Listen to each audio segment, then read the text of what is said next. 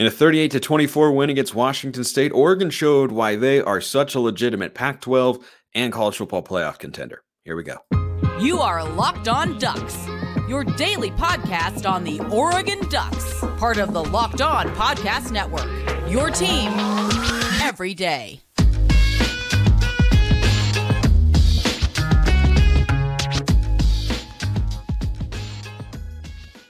Yes, it is that time once again for Locked On Ducks. I'm your host, Spencer McLaughlin. Thank you so much for making this your first listen or your first view of the day.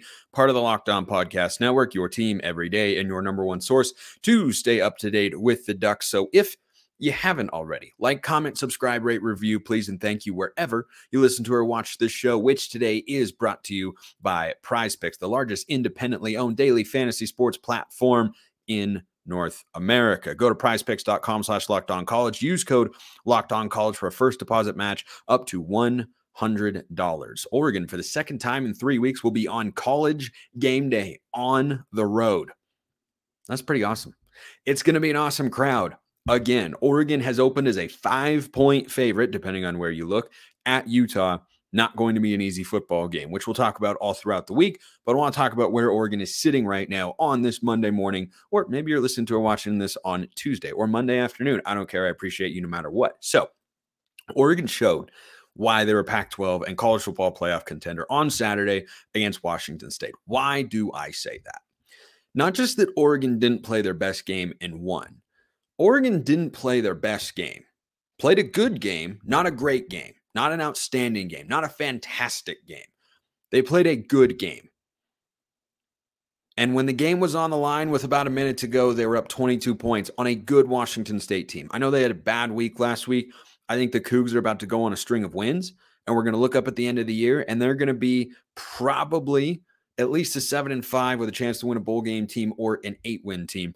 They're a good football team. Not a great one, but a good one with a great quarterback when he's on, as he was on Saturday. I mean, Cam Ward made a bunch of big-time throws. I know a lot of Oregon fans might be frustrated with the secondary today and not having Kyrie Jackson, Jalil Florence, not playing the entire game. Cam Ward was awesome, but it didn't matter. And Oregon got off to a slow start, and it didn't matter. And Oregon couldn't pressure Cam Ward early in the game, and it did not matter. This is what really good teams look like and why I feel so confident in the Ducks right now. Am I assuming they're going to win the next 5 games? Nope. Do I think it's more likely that they will go 5-0 than 3-2? Absolutely. Is 4-1 the most likely? Depends on where you stand. But if they win this Saturday at Utah, hard to not see how they aren't going to be able to finish the job and go 4-0 down the stretch with Cal, USC, ASU, and Oregon State, a game that is at home, and we know how good Oregon has been at Autzen Stadium.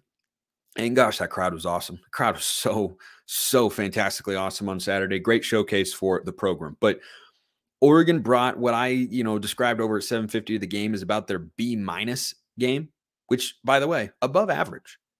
Above average. C is average. C- below average. D+ not good. C+ barely above average. This is a B- game for Oregon. And they play a good team with a red-hot quarterback who got a weapon back offensively, and Oregon was up 22 points with a minute to go in the game. Did not allow a touchdown from early second quarter until late in the fourth quarter in garbage time. That's what a B- game looked like. And I think that the key to Oregon being able to do that is their balance. And I've heard pundits prescribe this notion to Oregon before, or the label, I guess is the better way to put it, that they're the most balanced team in the Pac-12. I agree. Washington, for instance, is a very good football team. We are well aware of that. On Saturday night, they played a team worse than Washington State. They did not have their best game. They literally could have lost. It doesn't mean that if we play them again, I think Oregon is winning by a bunch. I don't. But I think that Oregon's balance was on display, that they don't have one way to win. Washington is Mariano Rivera, the greatest closer in the history of baseball. To some. I'll put myself in that camp. There are a lot of great ones. Mariano Rivera, for his entire career, threw one pitch. You knew that pitch was coming. Every time. It was a cutter. It was low to mid-90s. It was a cutter. He was throwing it all the time. You knew it was coming. Every now and then someone got a hit off it. Didn't matter. Guy's still the best to ever do it. with the one pitch. Washington has the one pitch, and that's its passing offense, which you know it's coming. And guess what we saw last week is really hard to stop. Oregon is closer to a starting pitcher. There's an arsenal. There's a hard fastball. That's the passing attack. Well, probably the rushing attack, frankly. There's a wipeout slider, but there's also a changeup, and there's a sinker in there. Oregon is able to win a game in more than one fashion, and that's why I feel really confident about them right now. That's why they're a Pac-12 contender, right? Like the offense gets off to a sluggish start, but the defense isn't out there, allowing a bunch of points. Sure, they allowed a bunch of yards. They didn't allow a bunch of points. The offense only had 17 in the first half, but guess what? Oregon wasn't losing at the break. Wasn't like USC's defense, letting everybody run wild on them or anything like that. USC, again, one-trick pony. Caleb Williams plays great. They win. He doesn't. They lose. Last couple of weeks, he hasn't been great. They've lost back-to-back weeks. Oregon isn't like that. They have a steady presence in Bo Nix, who is just awesome week after week. I'll talk about him more later in the show with regards to his Heisman candidacy. But, every single week, that guy is the same quarterback. Efficient, effective, couple deep shots, making plays, for the most part, making the right reads. Nobody's perfect. He's just playing really good football at a high level week in and week out. But do we need Bo Nix to go for 300 or more or 350 or more in order to have an explosive offense? No, right? Michael Penix goes for under 250 against Arizona State, has an off day. Arizona State made a really good defensive coordinator hire in Brian Ward, who was on Jake Dickert's staff at Washington State last year. Stifles the Huskies' passing attack, and guess what? They don't have a counter, right? So if you're able to hit Mariano Rivera's cutter, good for you. You're probably going to have a good game. Everybody knows the cutter's coming, still isn't able to figure it out, but it's just the cutter. And Oregon just isn't like that. They're balanced with the run game and the pass game, the way they can play defense, the way they can, come up situationally this year. Gosh, they've been so much better, which is something I'm going to talk about a little bit later as well. But that's why Oregon, even after the loss to Washington, a lot of fans didn't lose hope, and a lot of national pundits didn't lose hope or lose belief, whatever you want to call it, in this Oregon team to get to the college football playoff. We know by now that's their ceiling. Does every team hit their ceiling every year? No, they don't. But is that the ceiling for Oregon? Yeah, I think it is, because I look at the way they run the football, the way they protect Bo Nix. You've got weapons at a variety of positions. You've got a defense that is playing well. I know Cam Ward made a bunch of big plays, but at the end of the day, you know what matters? Points. You know what they didn't give up a lot of? Points. So I love where this team is at, and this is going to be a stiff challenge against Utah. Make no mistake about it. I know that Bryson Barnes is a reason to feel confident because he is not Cam Rising. And last year, Oregon, with a one-legged Bo Nix, was able to beat Utah, and their defense, Oregon's defense, played exceptionally well. Their best game of 2022, it was the crown jewel of Oregon's defense was in the 2022 season, was that Utah game. My guy JT Wistersill at Locked On Utes, who I'll have on Friday's show to go into the matchup and everything, he said it was the worst game Cam Rising has played as Utah's quarterback because Oregon's defense played really well. They had pressure. They forced turnovers. They got off the field. And that's what they've been doing. That's what they've been doing. Not forcing as many turnovers. Had an interception of Michael Penix. None of Cameron Ward. But the Cougars in this game were 5 of 18 on third and fourth down. 4 of 14 on third. Big time progress there. Big time progress. So I think that Oregon playing their B- game and still winning comfortably by the time the game came to a close is indicative of how good this team is capable of being. And I think that their balance is a big reason, which I want to touch on more after I touch on Athletic Brewing, of course, because they're changing the game when it comes to non-alcoholic beers. Bucky Irving had our Athletic Brewing game changer of the week. That run he had where he juked a defender out of his shoes, gosh, that was good. I'd go to the swing pass, though. The swing pass, and look, some people might even say that Patrick Herbert had the game-changing moment of the week. That highlight is still flying around Twitter.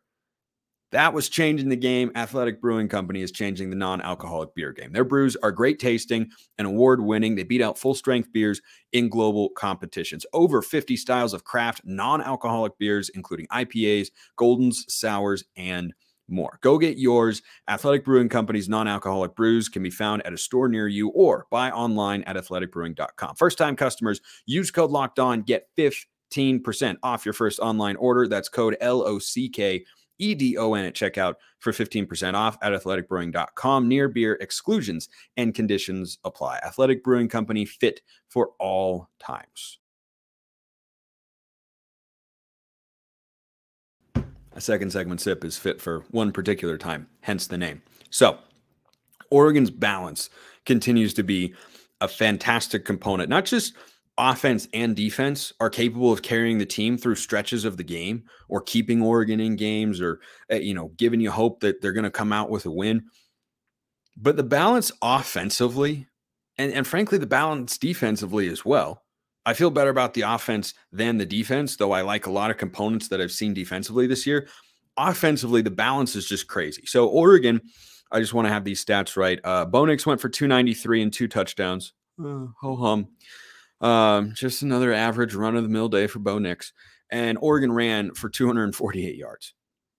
The Ducks have run for over 200 yards in all but one game this year, and that was on the road at Texas Tech. And going into the Washington game, I said, the one thing I want to see from this offense is, can we really run the football at that level? Yeah, the answer is yes. Over 200 yards in 5 consecutive games. And it's not like we're, forcing the run game, Mario Cristobal offense style to, 3-4 yards in a cloud of dust. It's not like that. This is an explosive, dynamic running game that has RPO principles that I really like. Someone had sent me a message recently and said, Bo Nix isn't running as much. I don't like that. I do like that because that means that Bo Nix has a lower chance of getting hurt, lest we forget that's what derailed Oregon season in 2022 was Bo Nix getting hurt on what was really an unfortunate and predictable play call. But Will Stein and his RPO attack are using Bo Nix's mobility because he gets out into the flat to dump it off to a tight end or a wide receiver without putting him in harm's way. I know that fans at times throughout the course of several games this year have gotten frustrated with Will Stein's play calling. The numbers are pretty undeniable. Back-to-back weeks, over 540 yards of offense. That's pretty darn good. Nothing's ever going to be perfect. I think that's the expectation that fans get frustrated with is, it has been perfect. Well, look at this. We are dealing with this Oregon offense right now with first world problems. First world problems. You know what real world offensive coordinator problems look like? Iowa. They had a clause in their offensive coordinator's contract once upon a time that said they need to average 25 points per game or he won't be retained as the OC. Okay, that is a real world offensive coordinator problem. A real world talent recruiting problem. Oregon has a first world problem. And that is, hey, there were a couple moments where I didn't love an individual play call. What was the final score of the game? 38-24. Oh, and we missed a field goal, by the way. Oh, wait, how much offense was it? Over 540 yards. This is one of the 5 to 10 best offenses in the country. And it is because they are so balanced and so versatile. And Troy Franklin's a number 1 receiver, but rarely do I ever feel like Bo Nix is forcing the ball to him. He's always an option, but he's never the only option. It's not 2018 Oregon where it's 3rd and 7. We're either completing a pass to Dylan Mitchell or we're bringing on the punt team. Those were the only options. That's not the case here. There's more than one way for this Oregon offense to operate, and I think they've been so good at keeping defenses on their heels. Doesn't mean every single play call I think is great. Doesn't mean every single play call is great or ends up being great. It does mean that holistically, you can't complain about the offense here. You just can't because it's so darn good. They run the ball. They've got 2 backs who they interchange beautifully. It always feels like each running back is in for the right moment and in the right sequence and the right structure of the offense and the play they're trying to run and the concept they're going for. And Bucky and Jordan James are really good. and the offensive line has found a groove. And Bo Nix is still being protected. And he's spreading the football around. Not as much on Saturday, but still doing a really nice job. Executing the offense at a high level. Getting into the right plays. Making good reads. Not turning the football over. It's all been really good. So the balance is just a tremendous aspect of this team. And the other thing I mentioned earlier, the adjustments. What were we all frustrated with last year in the Oregon State and Washington collapses? No adjustments defensively. Hey, Washington isn't running the football. Why can't we stop them? Well, they are tough to stop, but why are guys running so open? Guess what? That improved game over game from 22 to 23 for the Ducks defense against Washington. But the adjustments in the second half have been outstanding. In the Husky game, for instance, until that final drive, if Oregon converts that 4th and 3, Penix ends the game with 257 yards passing, less than 60% completion, and 2 touchdowns. Oregon had only allowed 7 points in the second half. They had a goal line stand. And you look at the adjustments in this game against Washington State. For all intents and purposes, did not allow a touchdown in the second half. They've been an excellent second half defense this year. I have seen the adjustments. I have seen the growth from one half to the next. And I think that statistically, the defensive progress has been palpable, and that in each particular game, you have seen a well-executed game plan, and you have seen adjustments as well that have helped keep Oregon in games and helped them ultimately win them, right? Washington State was moving the football in the first half, had 13 points. They were going up and down the field. How many did they have in the second half? Take away the touchdown with, when the game is already in hand. How many points did Washington State score between the kickoff of the third quarter and 1 minute to go in the fourth? How many? For those listening on podcast, I'm putting up a 3. Carmelo Anthony style 3 to the dome. That's it. They got a field goal. That was it. That's been the case for Oregon's second halves defensively this season. So I like that about it. And we saw them against Washington State. Yes, we did see them against Washington as well. And I think throughout the course of the year, the staff has earned our trust on both sides, because the offense, sure, they had a sluggish start in the first half against Stanford, and then they turned it on. Every other game, it hasn't always been perfect. It's not going to be perfect.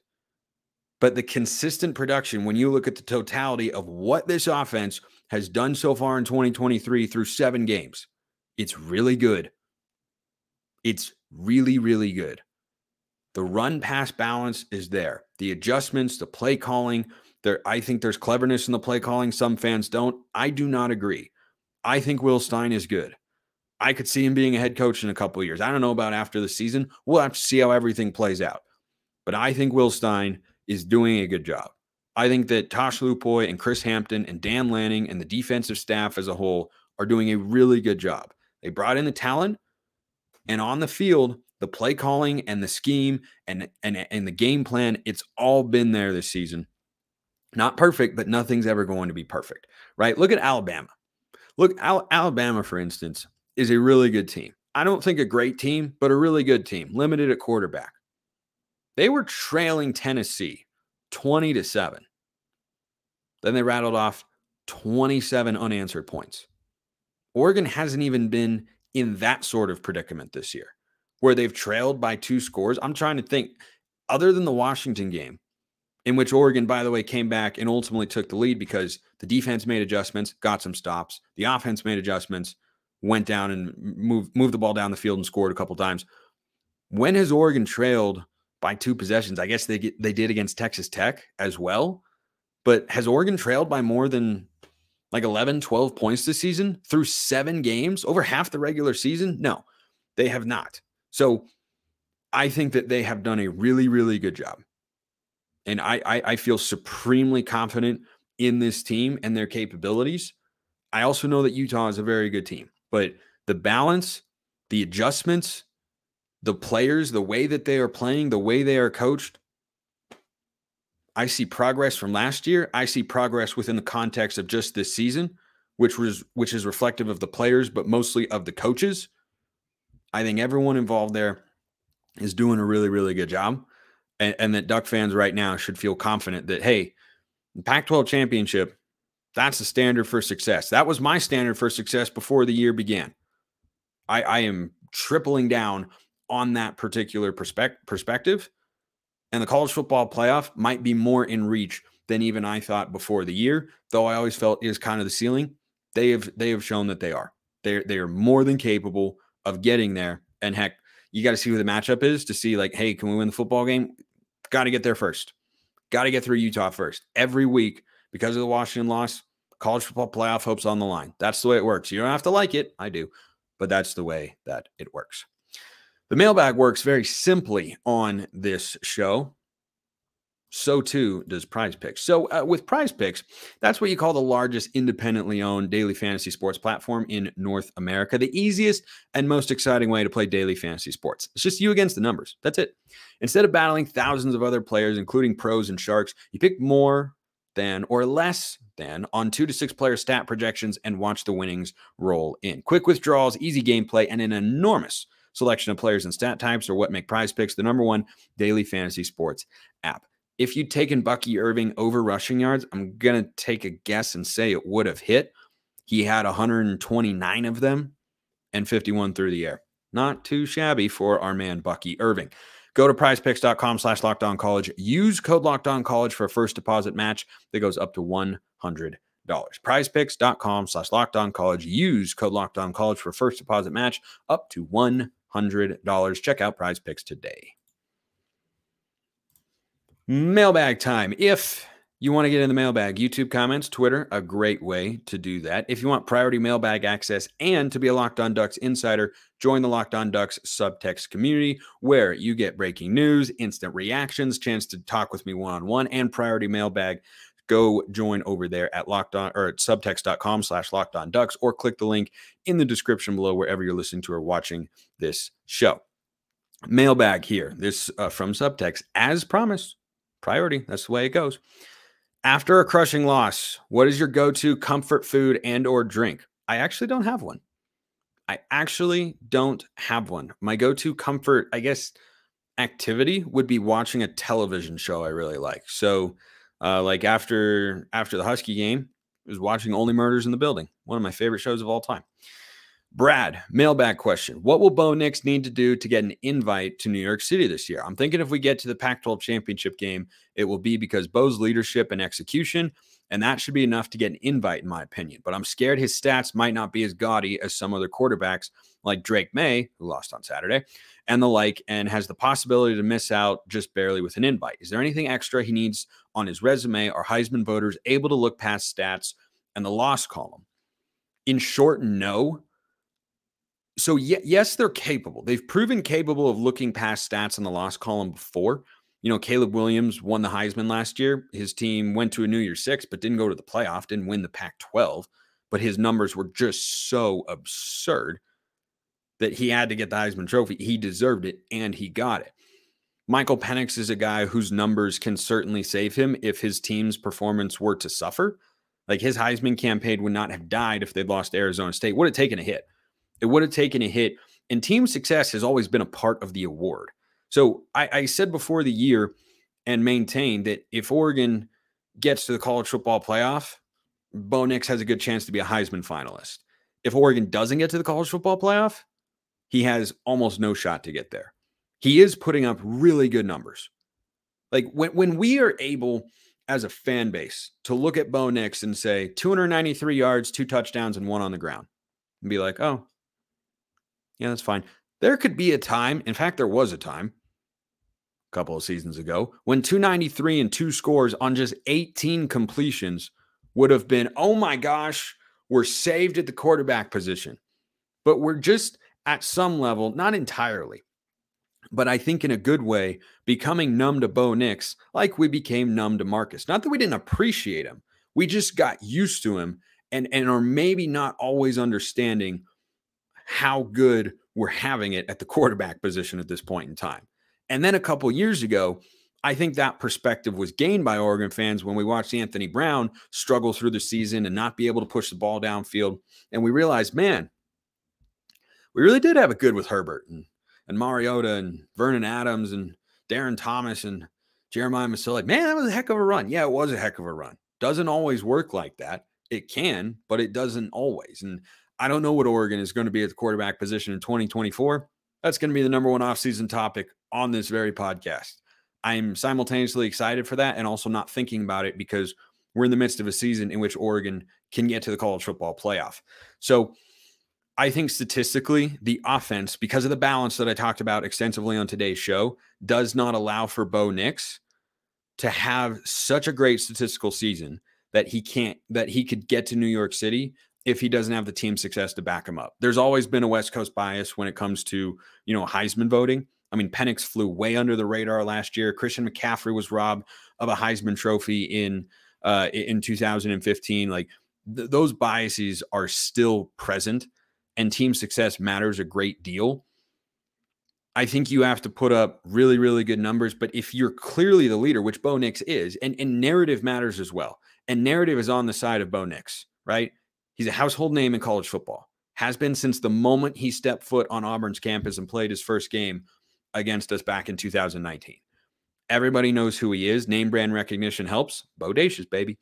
But I don't think there's anything at this point statistically that he can do, because he's not going to start throwing for 400 yards a game. That wouldn't be in our best interests. And I don't think that it should be a principal focus or worry for Duck fans. Objective number 1, 2, and 3 is win the football game. Whatever that takes, whatever that looks like, win the football game. If Oregon wins the rest of their games, wins the Pac-12 championship, and is 12-1 going to the college football playoff, Bo Nix will be in New York City. Question for the show, this from Beginner Catholic. Of all the Oregon defensive players of your memory, whose tackling does this none most resemble? So this is from a Twitter video that I was sent. Some of you might have seen it. There was a climate activist somewhere in the world who was trying to make a statement, and this nun just wasn't having it. And she comes in out of nowhere, blindsides the guy like Patrick Herbert kind of did to the Wazoo player on Saturday. Just absolutely levels him, right? Good form tackle, right? And it was a funny meme going around on Twitter. The person that it most reminds me of, like it was hard hitting, but also such a sure tackle. I'm going with Javon Holland. I don't know that I've ever seen that guy miss a tackle. Like he's always making the play, but he's also fast and explosive and hitting hard. So that's who I'll compare. That's what you didn't think was going to end today's episode of Locked On Ducks, comparing Javon Holland to a nun. How about that? You guys are always pushing my limits as a sports talk host, and I love it. Appreciate everyone listening. I'll see you next time. Have a wonderful rest of your day, and as always, go Ducks.